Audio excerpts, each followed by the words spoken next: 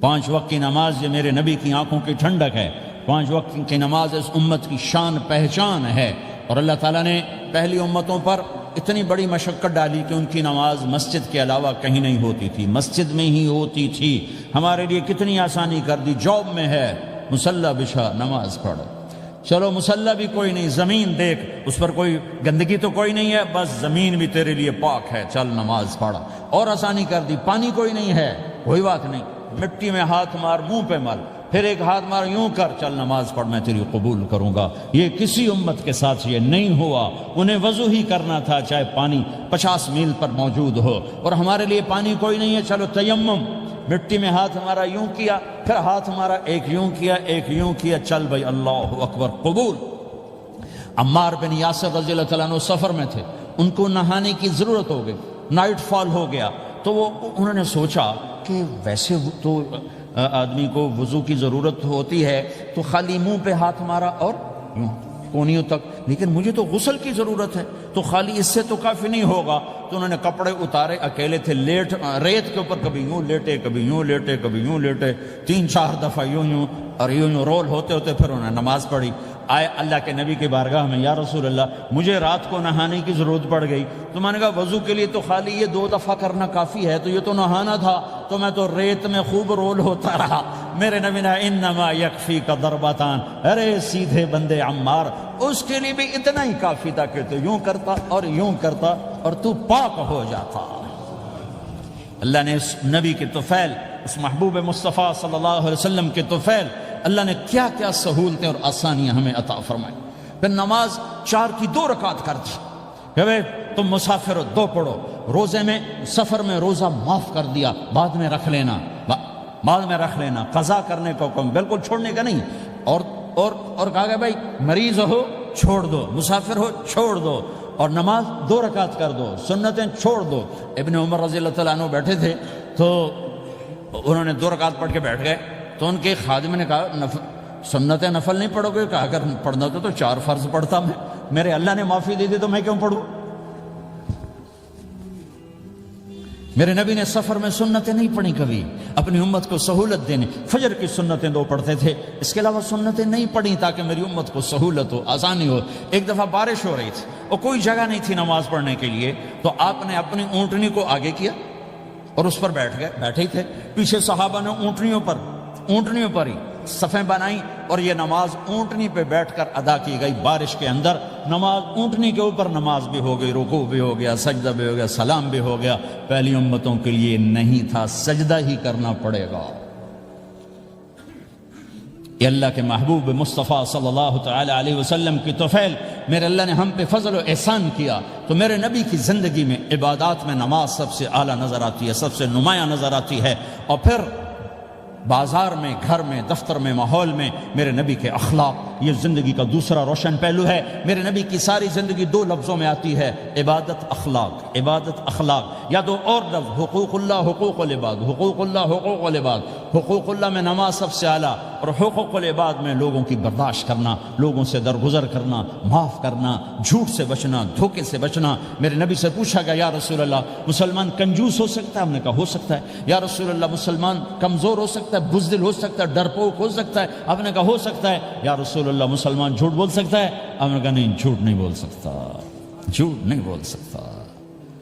ہاں، الا لعنت اللہ علی الکاذبین، جھوٹوں پہ اللہ کی لعنت۔ اس لعنت کے ساتھ 400 پاؤنڈ بچا لیے، 4000 بچا لیے، 4 ملین بچا لیے، 4 بلین بچا لیے، 4 ٹریلین بچا لیے، ساری دنیا کو بچا لیا، اور اوپر اللہ کی لعنت پڑی تو اللہ کی قسم گھاٹے کا سودا ہے۔ اور سچے ہو گئے، سچ بولا، یہ میں 100 پاؤنڈ کماتا ہوں، لے لو جو لینا ہے اس میں سے، یہ میں 1000 پاؤنڈ کماتا ہوں، لے لو جو لینا ہے، یہ میں 50,000 پاؤنڈ کماتا ہوں، لے لو جو لینا ہے، کہ مسلمان کی زبان سے جھوٹ نہیں نکلتا، سچ ہی بولتا ہے۔ آپ تشریف لے جا رہے ہیں، ایک آواز ہے یا رسول اللہ، آپ نے یوں دیکھا کوئی نظر نہیں آیا، پھر آواز ہے یا رسول اللہ، تو آپ نے دیکھا کہ ہرنی ڈیئر چھوٹی، وہ کھڑی ہوئی رسی میں بندھی. تو آپ نے کہا کیا ہوا؟ کہا جی آپ کا صحابی مجھے پکڑ کے لایا ہے, میرے چھوٹے چھوٹے بچے بھوک سے رو رہے ہوں گے, آپ مجھے چھوڑ دیں, میں بچوں کو دودھ پلا کے واپس آ جاتا, مجھے پتا ہے میرے اللہ کی تقدیر میرے بارے میں کیا ہے. تو آپ نے کہا اگر تو واپس نہ آئی تو پھر؟ تو اس نے کہا مجھے اللہ جہنم میں ڈال دے. آپ نے اس کی رسی کھول دی, خود وہیں بیٹھ گئے. اس نے دوڑ لگائی اور پہاڑوں میں گم ہو گئے. تھوڑی دیر کے بعد وہ دوڑتی ہوئی آئی اور آ کے سر یا رسول اللہ میں حاضر ہو جاؤں. تو آپ نے اس کو باندھ کے وہیں آپ بیٹھ گئے نہیں. دیر کے بعد وہ صحابی آئے جنہوں نے اس کو شکار کیا تھا, پکڑا تھا. تو کہنے لگے, ان کا یا رسول اللہ آپ یہاں کیسے؟ کہ میں ایک درخواست لے کر آیا ہوں. کہ کیا؟ کہ یہ ہرنی مجھے ہدیہ کر دو. کہ یا رسول اللہ سب کچھ آپ کا ہے, کہ بس یہ ہدیہ کر دو. یا رسول اللہ حاضر. تو آپ نے اس کو لے کر رسی اس کی گردن سے نکالی کہ جا بچی اپنے بچوں کے پاس جا کے خوشی منا. سچ نجات دیتا ہے اور جھوٹ ہلاک کرتا ہے. ایک ہرنی جان کی بازی کھیل گئی سچ بولنے کے لیے. تم چند پونڈوں پہ جھوٹ بولتے ہو, ایمان کو برباد کر کے رکھ دیتے ہو. مسلمان جھوٹ نہیں بولتا, مسلمان دھوکہ نہیں دیتا, مسلمان کی زبان سے سخت بول نہیں نکلتا, کسی کو بے عزت نہیں کرتا, کسی کو کی بے اکرامی نہیں کرتا, کسی کا دل نہیں توڑتا, کسی کو ذلیل نہیں کرتا, خود سہتا ہے, اوروں کو خوشیاں دیتا ہے, خود دکھ سہتا ہے, اوروں کو راحت دیتا ہے, خود تکلیف سہتا ہے. یہ میرے نبی کے اخلاق ہیں, یہ میرے نبی کی زندگی ہے, اور یہ اسلام کا سب سے بڑا چیپٹر ہے اور سب سے مشکل چیپٹر ہے. جب میرے نبی نے لمبی نمازیں پڑھی تو اللہ نے روک دیا کہ میرے حبیب ما انزلنا علیک القرآن لتشقى, اتنی لمبی نماز نہ پڑھ کے تو تھک جائے. میرے نبی نے تبلیغ میں زور دکھایا تو اللہ نے روک دیا, فلتذهب نفسك علیہم حسرات. میرے نبی اتنا غم نہ کر کے آپ خود ہی آہیں بھرتے آپ مر جائیں. میرے نبی نے مال سارا خرچ کیا, اللہ نے اس سے بھی روک دیا. ولا تبسطها كل البسط فتقعد ملوما محسورا. اتنا خرچ نہ کریں کہ آپ خود پھر دکھی ہو کے بیٹھ جائیں. خرچ کرنا بہت بڑا عمل, تبلیغ سب سے سارے عملوں کا سردار عمل. تبلیغ سے بڑا کوئی کام ہوتا تو اللہ نبیوں کو دیتا. اگر تبلیغ سے بڑھ کر کوئی کام ہوتا تو اللہ نبیوں کو دیتا. گشت سے بڑھ کر کوئی محنت ہوتی تو اللہ نبیوں کو دیتا. 950 سال نوح علیہ السلام گشتی کر رہے ہیں. اور اللہ کی مان لو. اتنا عظیم عمل کا میرے نبی درمیانہ. نماز سب سے بڑی عبادت, میرے نبی درمیانہ کام. لیکن جب میرے نبی نے اخلاق اچھے کیے, دشمن کو معاف کرنا. تو ایک آدمی آپ سوئے ہوئے تھے, آپ کی تلوار لٹکی تھی, ایک آدمی آیا, اس نے آپ کی تلوار اتاری اور یوں ہماری پسلی میں. آپ اٹھ کے بیٹھ گئے. اب وہ قتل کے ارادے کے لیے آ چکا ہے اور تلوار یہاں ہے. کہتا من یمنعک منی, اب بول تمہیں کون بچائے گا؟ تو آپ نے مسکراتے ہوئے کہا اللہ. تو اس کے ہاتھ سے تلوار گر پڑی. تو آپ نے اٹھا لی, آپ نے یوں سیدھی کی, اب تو بچا, تجھے کون بچائے گا؟ وہ کہنے لگا مجھے تو ہی بچائے گا. وہ تو اللہ کو جانتا نہیں تھا. کہا بابا مجھے تو ہی بچائے گا. تو آپ کہتے ہیں اس کا سر اڑا دو, یہ نبی کو قتل کرنے آیا ہے. میرے نبی نے فرمایا کلمہ پڑھتے ہو؟ کہا نہیں پڑھتا. کہا جاؤ معاف کیا. یہ میرے نبی کے اخلاق ہیں.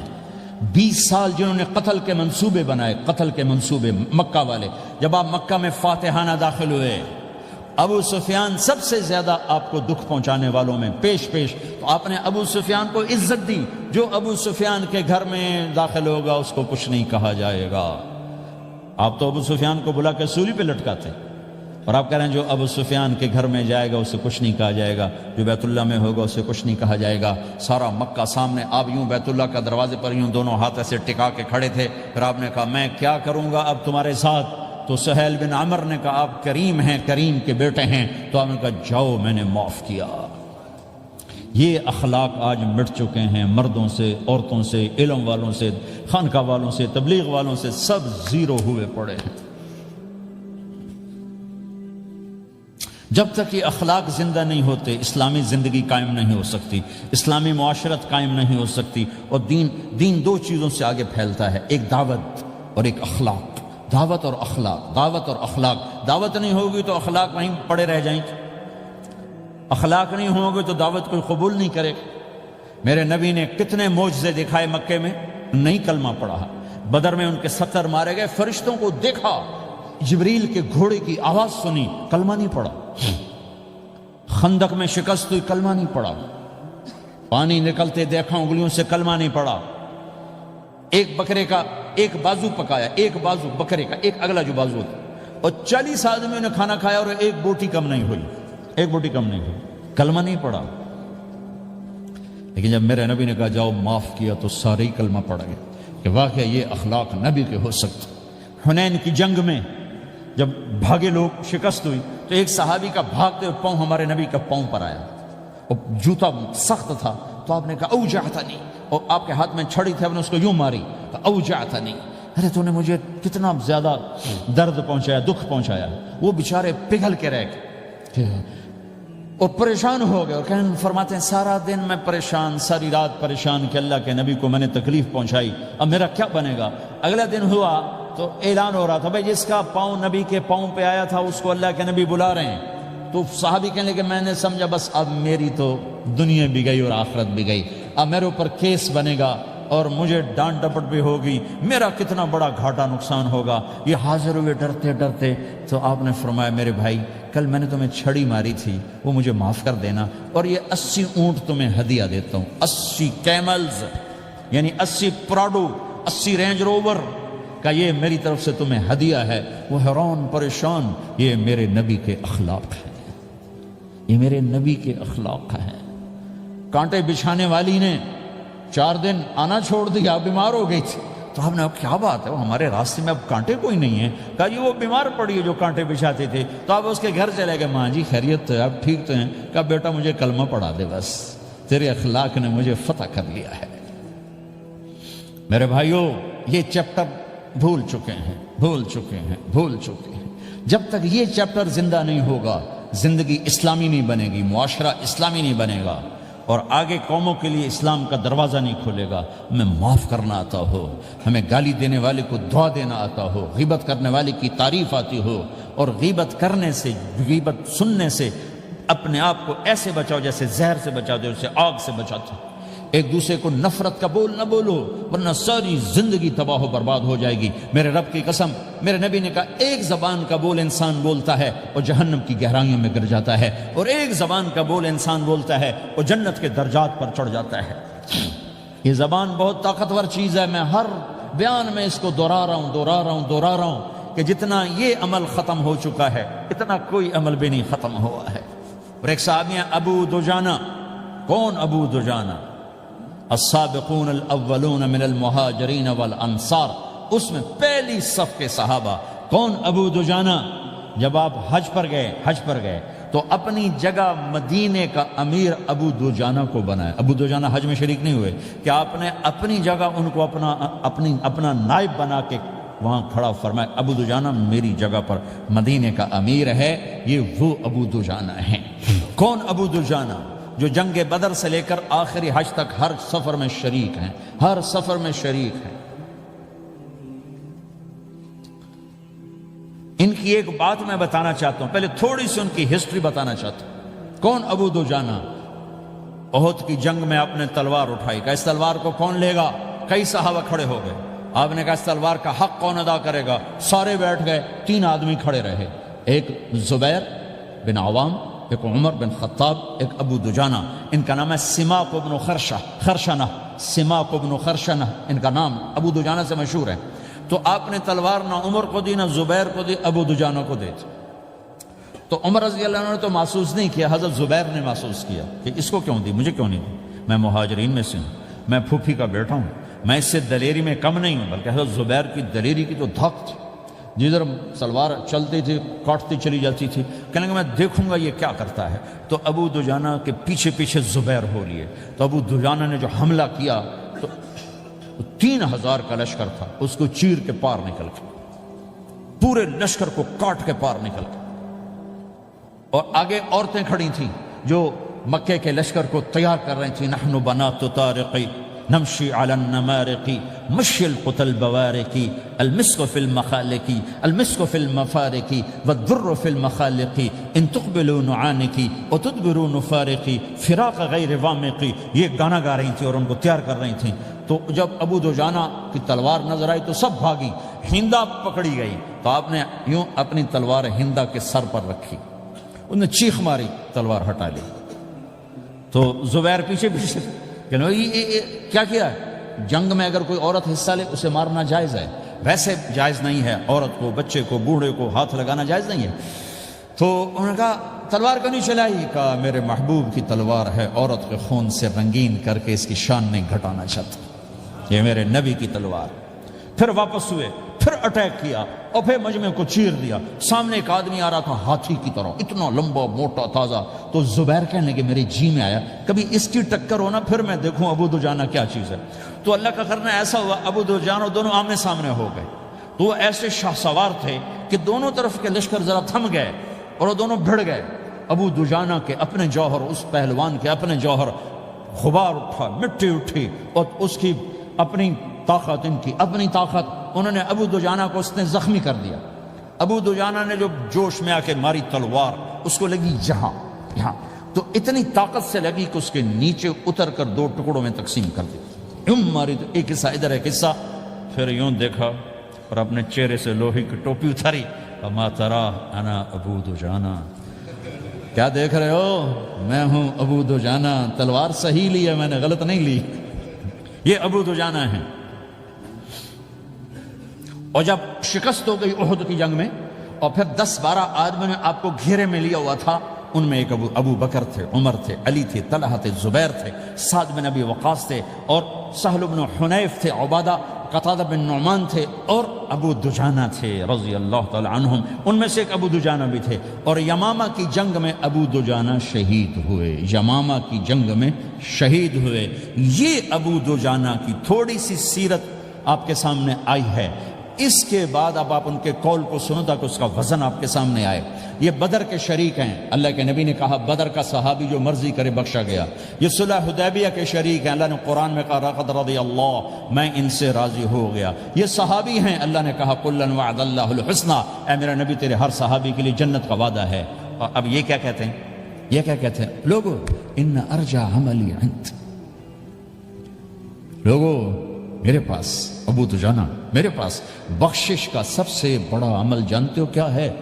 بدر نہیں، احد نہیں، حدیبیہ نہیں، خندق نہیں، خیبر نہیں، فتح مکہ نہیں، آخری حج نہیں۔ کیا ہے؟ کیا ہے لوگو؟ ان ارجع عملی عندی، میرے پاس آخرت میں بخشش کا سب سے بڑا عمل بس ایک ہے کہ ما آذیت احدا بلسانی، میں نے اپنی زبان سے کبھی کسی کو دکھ نہیں پہنچایا۔ ولا اجد فی قلبی غلا لاحد، اور میرے دل میں کسی کے لیے بغض کوئی نہیں ہے، بس یہ میری بخشش کا عمل ہے۔ تو بھائیو، نبی کے اخلاق میں 2 چیزیں لے لو، ایک زبان سے کسی کو دکھ نہ دو، ایک دل میں کسی کا بغض نہ رکھو۔ اللہ کی قسم بغیر حساب کتاب کے جنت میں جاؤ گے۔ بڑے بڑے جنید بغدادی اور بڑے بڑے معرفت والے تمہیں دیکھتے رہ جائیں گے، تمہاری رفتار اتنی تیز ہوگی کہ تمہیں وہی پکڑ سکے گا جس کا یہ 2 عمل تم سے زیادہ اچھا ہوگا۔ جس روڈ پہ رش ہوتا آپ وہاں سے گاڑی ہٹا لیتے ہو، ادھر نہیں جانا، ادھر رش ہے، وہ سائن وغیرہ آپ کو آ جاتے ہیں کہ بھائی ادھر بلاک ہے، ادھر نہیں جانا، ادھر جانا ہے۔ تو جہاں روڈ پہ رش ہوتا ہے تو قیمتی سے قیمتی گاڑی کی رفتار بھی آہستہ ہو جاتی ہے، اور جہاں روڈ خالی ہوتا ہے تو پرانی گاڑی بھی بھاگے جا رہی ہوتی۔ ہمارے یہاں پرانی گاڑی ہوتی ہے نا، پرانی بسوں کے پیچھے لکھا ہوتا ہے نہ انجن کی خوبی نہ ڈرائیور کا کمال، خدا کے سہارے چلی جا رہی ہے۔ اور جس کے پاس ایسی گاڑی ہو، نہ انجن کی خوبی نہ ڈرائیور کا کمال، تو اگر اس کو روڈ خالی مل جائے تو وہ تو مرسیڈیز والے سے پہلے پہنچے گا، رینج روور والے سے پہلے پہنچے گا، بینٹلی والے سے پہلے پہنچے گا، رولز رائس والے سے پہلے پہنچے گا، جو وہ تو پھنسی کھڑی اور اس کا روڈ ہی خالی ہے۔ تو میرے بھائیو، یہ میں ایک مثال دیتا ہوں، عبادات کی روڈ پہ بہت رش ہے، نمازی بے شمار ہیں، روزے دار بے شمار ہیں، عمرے والے بے شمار ہیں، حج والے بے شمار ہیں، اور تہجد گزار بے شمار ہیں، علماء بے شمار ہیں، حافظ بے شمار ہیں، ذکر والے بے شمار ہیں، بہت رش ہے، تبلیغ والے بے شمار ہیں، لیکن جو اخلاق والا روڈ ہے نا، یہ خالی پڑا ہے۔ اس پہ موٹر زوکی پہ چڑھ کے آ جاؤ تو سب سے آگے نکل جاؤ، سائیکل پہ چڑھ کے آ جاؤ تو سب سے آگے نکل جاؤ، کہ روڈ ہی خالی ہے، اخلاق کا روڈ خالی ہے۔